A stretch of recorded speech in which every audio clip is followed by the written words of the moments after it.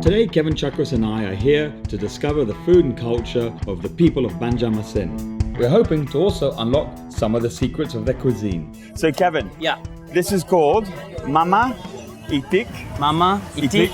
Baiti Gambut. What that means basically, it is duck. Because it's very close to Malaysia, the duck is called itik. Bu, apa itu? Ada habangnya? Ya. Bumbu merah. Terus ini ada babek ya? Babek. Ini apa? Ikan ya? Ikan gabus. Okay. So basically, this place is really, really famous, and I've actually been here before. I came with Bondan. It's an amazing journalist as well as a TV presenter. How long has this place been here? It's been 32 years. And again, you know, this is what I love about Warung food. It's just got heritage. You want fish or just stick with the duck? Yeah, let's stick with famous. Yeah, okay. Yeah. So, what we have is she's brought over the habang itik, and then she's also brought over one other dish, which is basically curry itik, but it's, in principle, it's opor. It's the same ingredients. Let the games begin. What do we start first? What do you think? I reckon go with that one. That is cooked, but it's delicious. But tender. But it is tender. It is tender. It's interesting that people, when we cook, people look at it in a very, very different way. Yeah. Of the way that I cook, which is not so much about the protein. Sure. We put the sambal with it, With and that just lifts the whole thing up again. No, it is the personality of the dish. Because, I mean, no one is saying how good the rice is. No. I mean, right? I mean, the sambal is, it's the choir. It's interesting with Indonesian food, or any Asian food. You get a dish as it is, very tasty, a little bit sweet. Yeah. A little bit sweet. But you layer it with the sambal, it takes on a whole nother profile. Doesn't it? And that's where I think the difference between Western cooking and Asian cooking, especially Indonesian, it's about layering. And if you don't understand the basics of the layering, how can you layer something if you don't know what the basics are from the beginning and where it came from? So again, you know, it's very important. History is sort of taught through food. And I think when you look at food in general, you'll always learn about the history.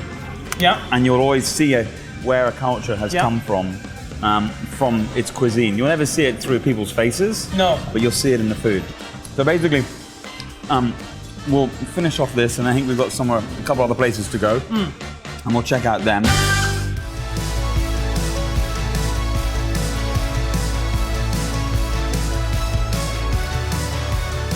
So to step aside from the main city, we've gone into the backwaters of Banjarmasin, and we've ended up in an amazing place like this. And what is very, very famous in this area is how they've sustained themselves. Yeah, life on the river.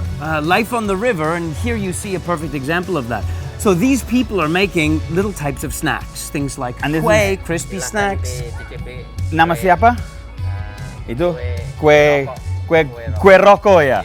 This is like cigarette kue, yeah, which of course is very well known in Indonesia. Everyone has to smoke to communicate. Berapa tahun apa kampung di sini? Ya udah lama. Lama ya? Iya. 400 lebih ya? Bisa lebih.